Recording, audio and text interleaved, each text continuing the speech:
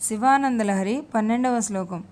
గుహాయాం గేహే వా బహిరపి వనే వా దృశిఖరే జలే వా వన్హో వా వసతు వసతే కిం వద ఫలం సదా యస్యైవాంతఃకరణమపి శంభో తవ పదే స్థితం చేద్యోగోऽసౌ సచ పరమయోగి సచ సుఖీ.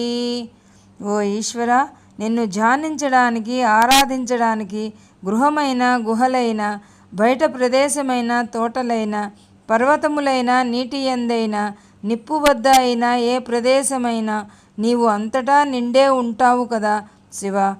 మా హృదయంలోనే ఉంటావు. నీ చరణాలు ఆశ్రయించి భక్తితో శివా శివ అని తలచిన పలుకుతావు. అదే శివయోగము. నీవు పక్కనే ఉండి రక్షిస్తావు శివ. నీకు వందనములు. శివోహం.